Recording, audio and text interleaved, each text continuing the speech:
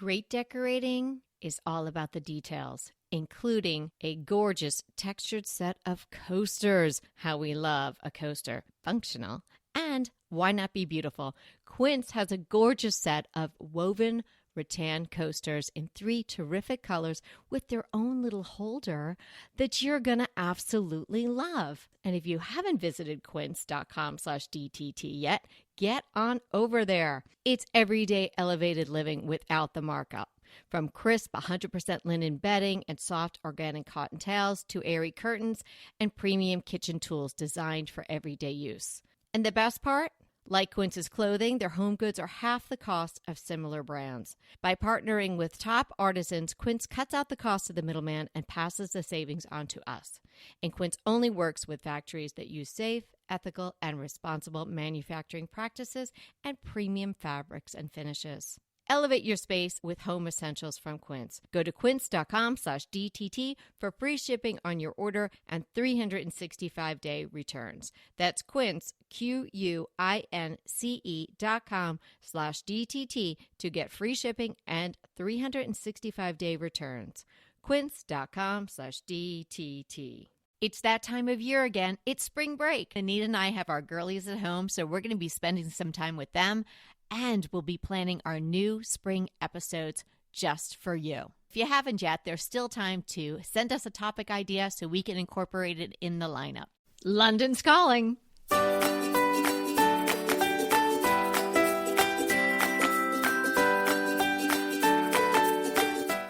Hey everybody, I'm Kelly Wilkness here with Anita Joyce, and this is Decorating Tips and Tricks. Today we have a very interesting episode for you. We are heading to London town to pull out tips and decor advice and wonderful inspiration from a London townhouse. There are so many takeaways from this home, and so many ideas will come from a close examination of this house. And so we thought we'd put it under the lens and take a careful look with you today. This was Anita's wonderful suggestion for an episode. So Anita, why don't you kick it off for us? Okay, this home is owned by Alice Palmer, who is a designer and a homeowner. Well, I think she didn't even get into design until recently during the pandemic. And now she creates beautiful lampshades, pillows, and other things for her online shop. It is alicepalmer.co if you want to check it out. And we are going to link to her townhouse, which is featured on houseandgarden.co.uk. So, it'd be great for you to check it out and look at it online so you'll see what we're talking about. But if for some reason you don't want to look at it, I think the tips stand alone and you don't really have to. Wouldn't you agree, Kelly? Oh, yeah. Like always, the tips, the ideas, the inspiration are all going to be standalone. You don't need to have the visuals with you. But if you listen and then later on head back to the show notes and take a look, if you'd like to do it simultaneously, that would really work too. So it's a 1930s London townhome. And so it is similar to homes on either side of it and probably on the entire block. But the way that Alice Palmer has decorated and tweaked this home, it is so uniquely hers and that of her family. I think the thing that stood out to me the most were the pleated lampshades that are custom made that she sells in her shop. She has them all over her house. They're very unique and they're really beautiful. She has chosen a lot of 2-color prints that are small prints and some are stripes. And it just has such a striking look. You're not used to seeing that. And so they're really pretty. She has them on lampshades and hanging on the pendants. So I think that's one takeaway. I would say that's the first takeaway I have from her house. And you can buy them from her shop. They're not cheap. But also, I think you could get a similar look if you wanted the look of the patterned lampshades. You can look on Etsy. And there's probably a less expensive option to get kind of a similar look for those.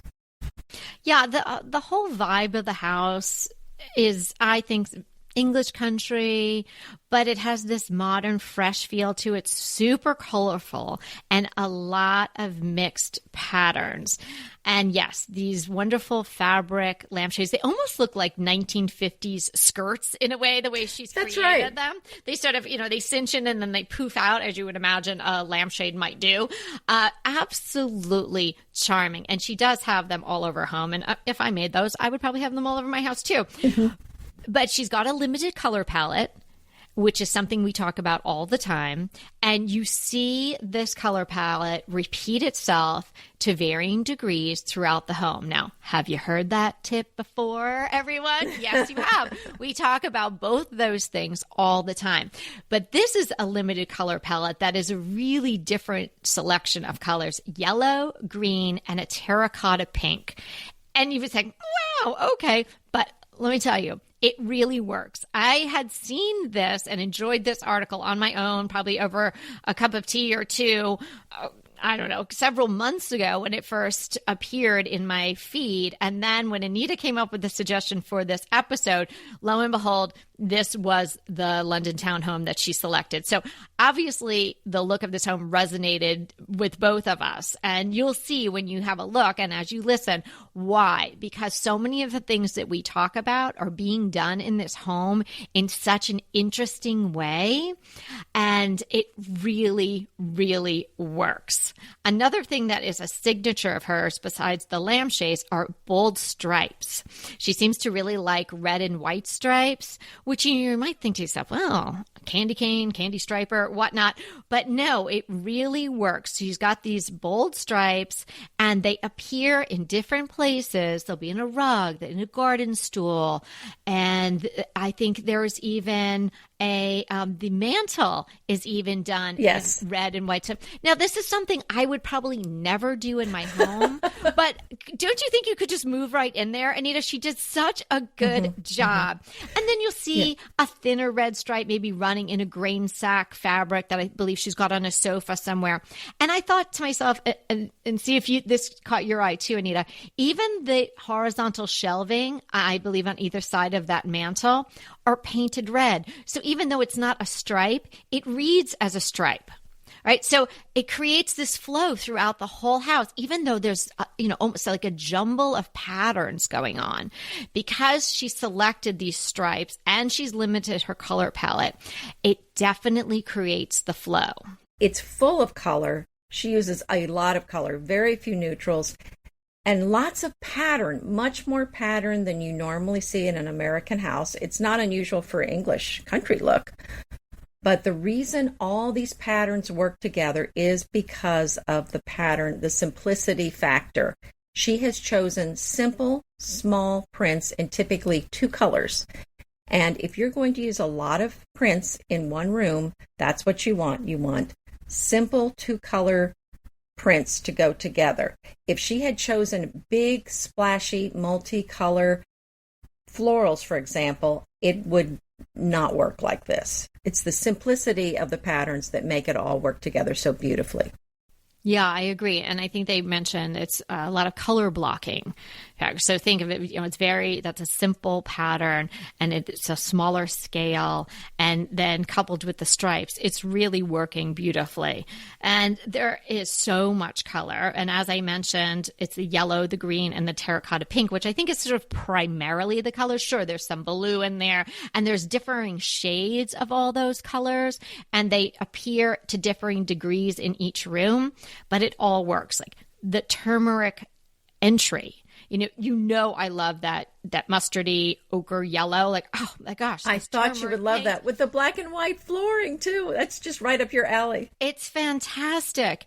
But it's so much I don't want to say fantasy or Alice in Wonderlandy than I would do, but it is kind of, it's like that next several steps further that I don't think I would decorate this way, but I can really appreciate what she's doing. Your eye doesn't feel chaotic. It feels cozy and comfortable and joyful when you look at the pictures of this home. So yeah, if I walked in on a rainy London day into that turmeric painted entryway with the black and white tile flooring, I think I would just be super happy. Well, I think one of the reasons these things work too is because the rooms are smaller. And so I feel like it's easier to fill them with all this color and pattern, whereas it just seems to work with the English home somehow to me. The foyer is so interesting too. There's a few other things that she did that I think were great. She put the hooks on the wall because there isn't a coat closet. So that is a very practical thing. You can hang your coats there. And so that's great for a small entry, especially one that does not have a closet. The other thing I noticed was under the stairs, there were some doors. So she's making use of that storage under the stairway as well. And like you said, it's just a very charming look. And then she had the umbrella stand in there as well. So that's a nice thing to put your umbrella in if it's been a rainy day and you came in with your umbrella.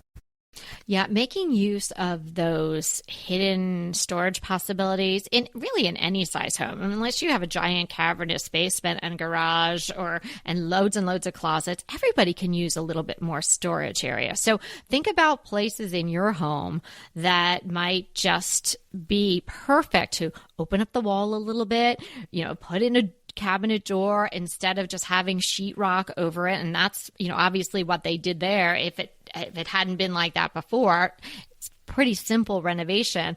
And in my former home, it was really for the girls to have sort of a clubhouse.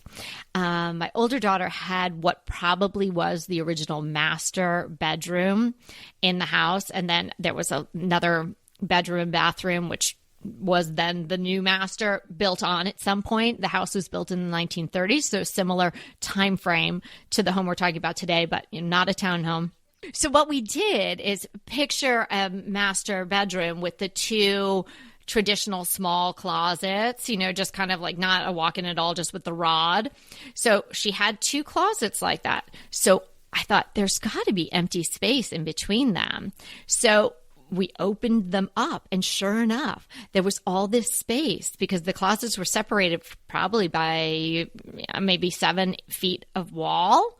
So I made a clubhouse for them when they were little. So you could go in the one closet, and then we decorated. It was pink and purple and all this stuff. And then as they got older, when we still lived in that house, that closet area became a giant walk-in closet for my older daughter. I even had a desk in there where she could do her homework, and then that turned into a vanity. And then ultimately we moved on. So I don't know what the people did with it that bought the house, but it was a great use of space, even if you were just going to use it for some storage, because it was easy to get in and out of.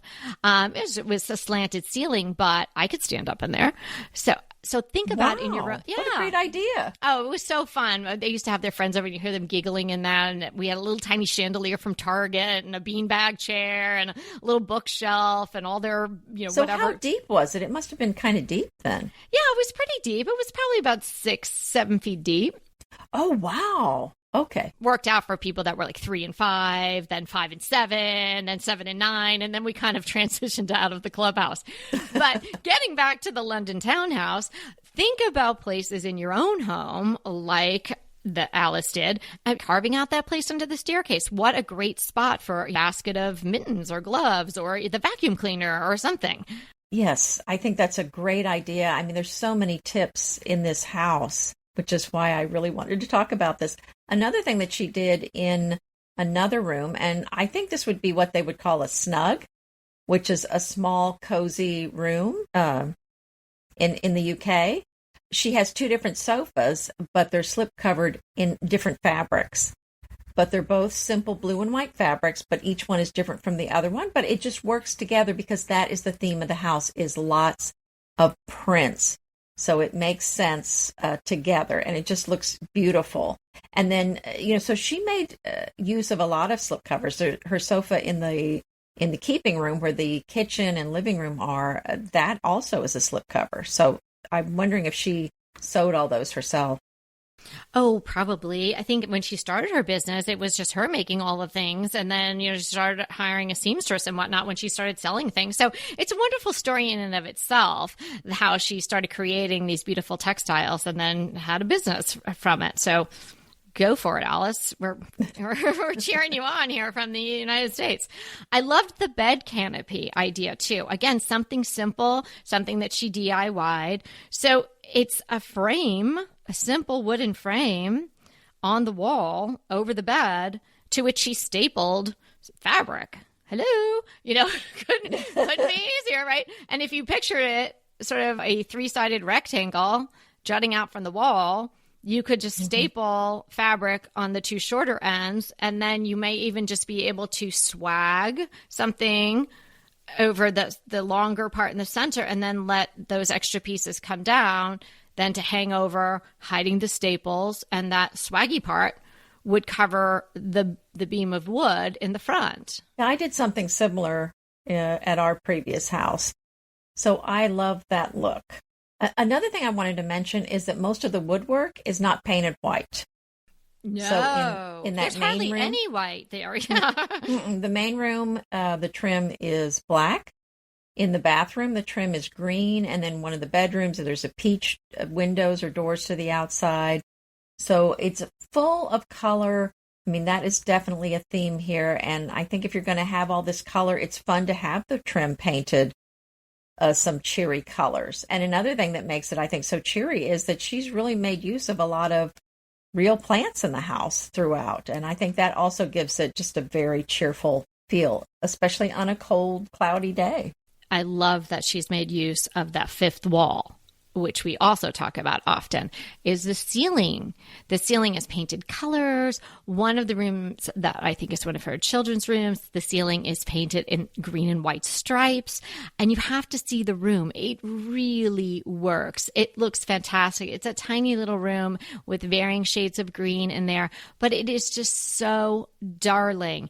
And how fun if you're a little baby and you're looking up at the ceiling and you're not just seeing a white ceiling. Yeah. In one room, she has, it looks like kind of a star shape around the pendant light with the shade, of course. Yes. So, I mean, that's great to add. That's such a great place to add more design elements to your room.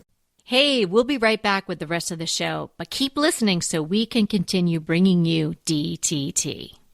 I can't stop using dupe.com. This is an amazing website, service, best friend. I absolutely love it. So you find something that you really want and it's too expensive. It's a budget buster. Then you use dupe.com and you can find almost the exact thing or very similar products for much less. So I was crushing on this incredibly gorgeous coffee table. I had it in my mind. I had it in my Pinterest boards. I had it everywhere, but I just didn't have it in my house because it was too expensive. When I learned about dupe.com, that was the first product that I tested. And boy, did I find some amazing dupes. And I purchased one. So the original was almost $3,000. And Dupe showed me many choices, all the way down to under $200. Now, you may think something this extraordinary is hard to use, but it's so easy. Just type dupe.com/ before any product URL in your browser, and boom, it instantly finds you less expensive alternatives.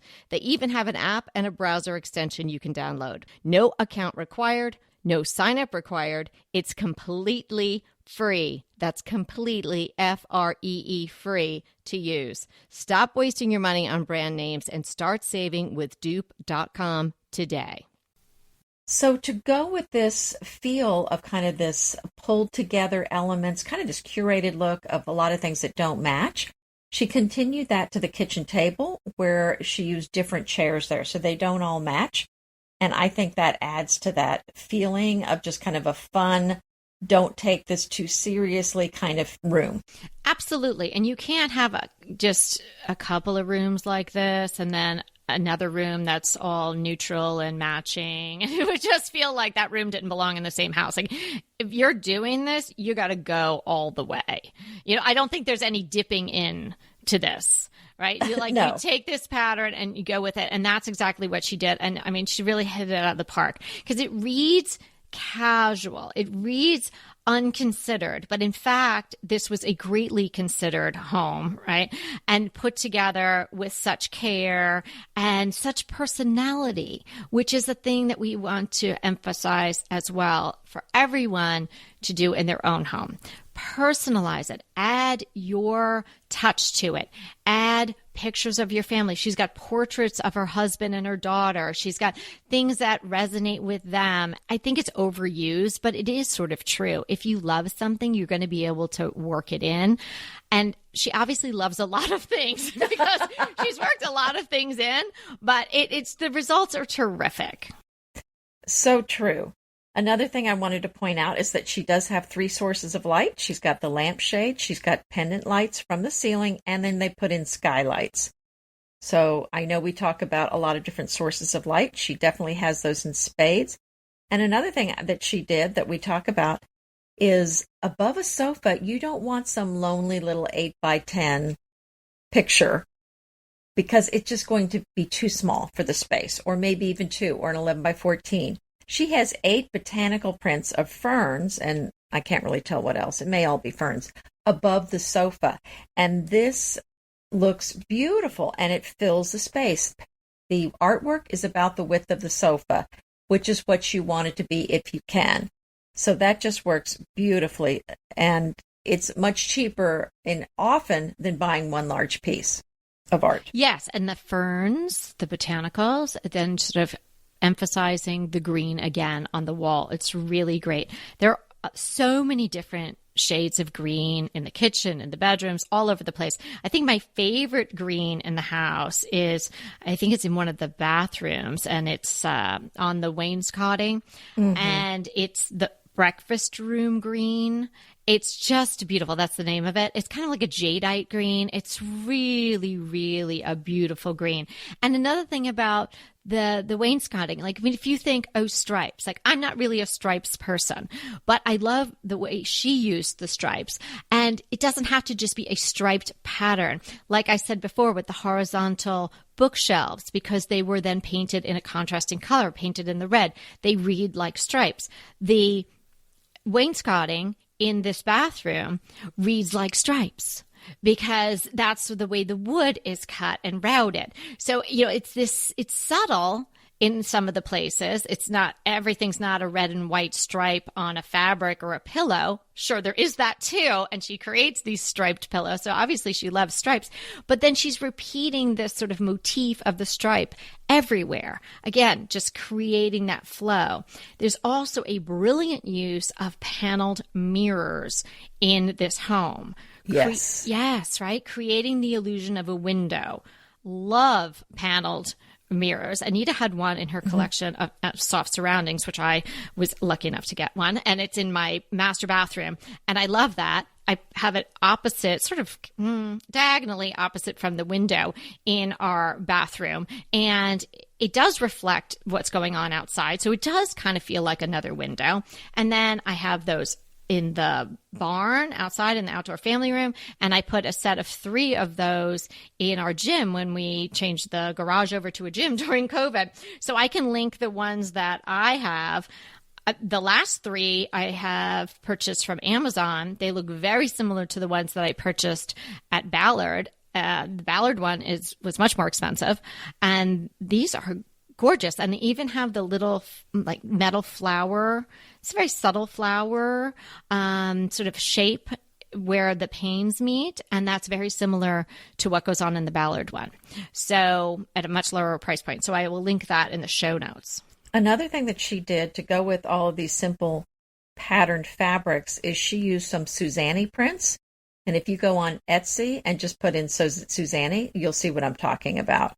They're beautiful embroidered fabrics. And so she had some pillows made out of that fabric. And then she also used one as a table cover.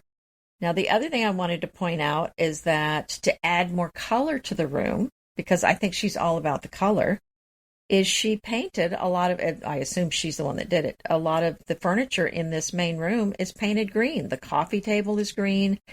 And there is, I think, a chest that's green and a side table that's green. So she did not waste any space on just a boring, unpainted wood. She's got color everywhere. And she's repeating her patterns, like you said, Kelly, with the red stripe on the fireplace, with the red stripe on the garden stool that she used as a riser for a plant. So there's definitely a repeat of pattern and of theme throughout the house.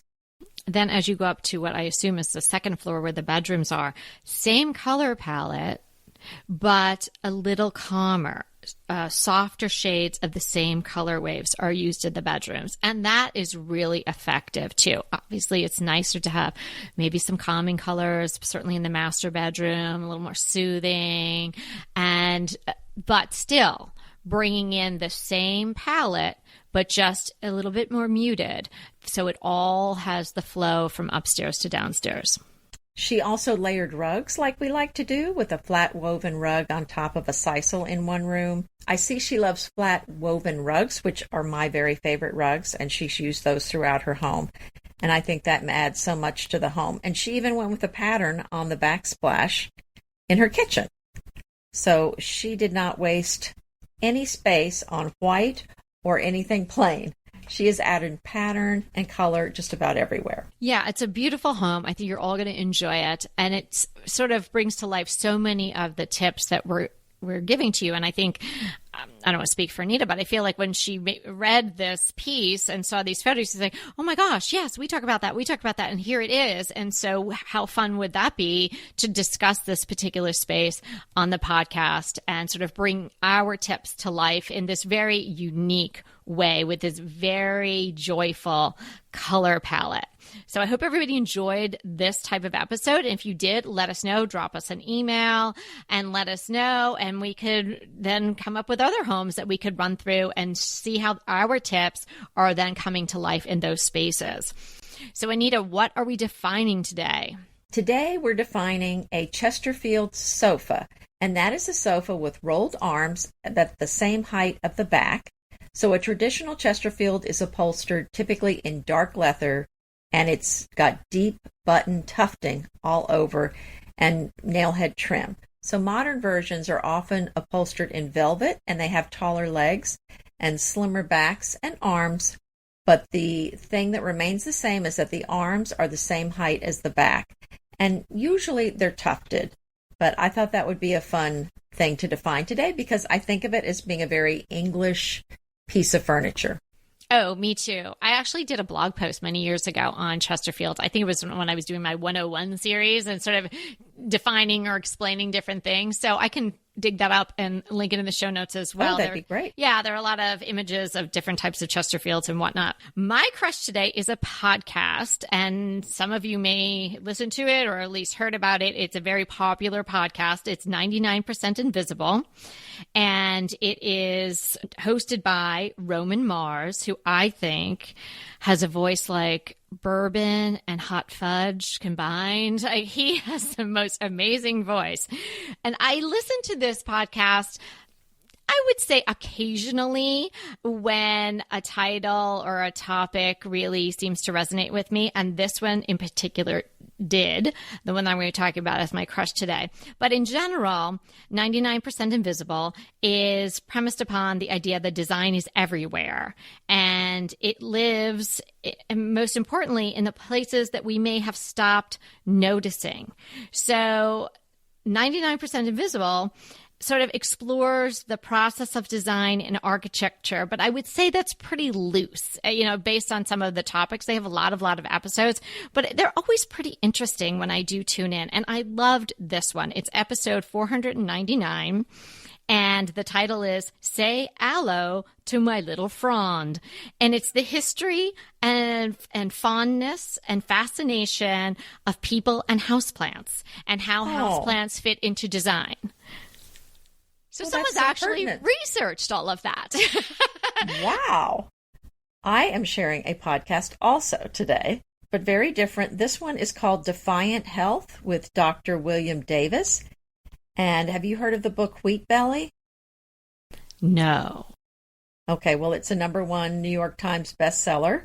Okay. Wheat Belly, he's a MD cardiologist, and he shares real truth based on research about what you really need to do for your heart and cardiovascular health and other things that you really need for your health that a lot of doctors don't seem to be familiar with, like your microbiome and eating fermented foods. So he talks a lot about that and cholesterol and a lot of misconceptions and the assumptions that were made into all those cholesterol tests and the real truth about what's best for your heart. So it is very fascinating, and he's a great resource for valuable information that you really can't find a lot of places.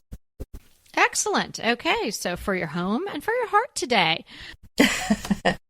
Yes, thanks so much for hanging out with us. And remember, we're here to inspire you to create a beautiful home. Until next time. Want to talk to us? Well, we really want to talk to you. So let's schedule a design consult.